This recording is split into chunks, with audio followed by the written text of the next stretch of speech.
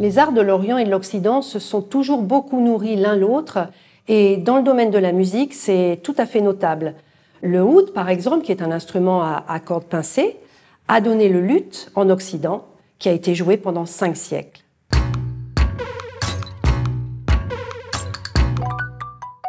L'ancêtre du oud serait né vers moins 1800, vers Babylone. Il y est fait d'une pièce de bois creusée.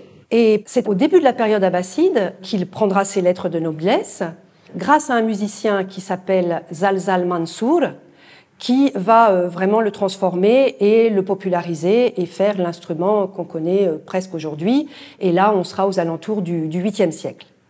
Un siècle plus tard, le fameux musicien Ziryab va l'apporter dans l'Espagne arabe, à l'Andalous, et il va lui ajouter une 5e corde et surtout un médiator, un plectre, qui permet de pincer les cordes de l'instrument d'une manière beaucoup plus fine qu'avec les doigts. Au XIIIe siècle, les Occidentaux reconquièrent l'Espagne et donc c'est à cette période-là que les Occidentaux vont découvrir cet instrument et se l'approprier. Tous les compositeurs du monde occidental ont composé pour le luth, notamment Jean-Sébastien Bach, qui est un des grands musiciens de la période baroque, cette période baroque après laquelle le luth sera abandonné. Alors bien sûr, pendant 5 siècles, le luth va se transformer.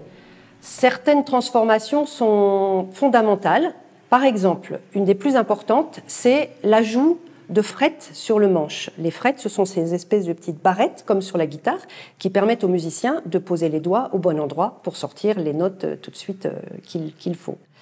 Et une autre transformation, c'est pour s'adapter au jeu en polyphonie, la création de luths de très très grande taille, dont les cordes font presque 90 cm, pour jouer dans des tonalités graves. Et ça n'existe pas du tout, bien sûr, dans le monde arabo-musulman. Le oud, de son côté, ne se transforme pas.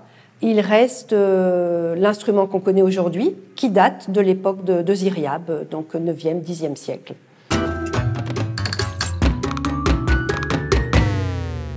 Pour moi, l'exemple du oud devenu le luth, c'est un très bel exemple des échanges interculturels. Sans ces échanges, les cultures, les civilisations se sclérosent. Et sans le oud, l'Occident n'aurait pas eu le luth, qui a été utile à sa musique, à sa pratique culturelle pendant 5 siècles. Et c'est pas rien, 5 siècles.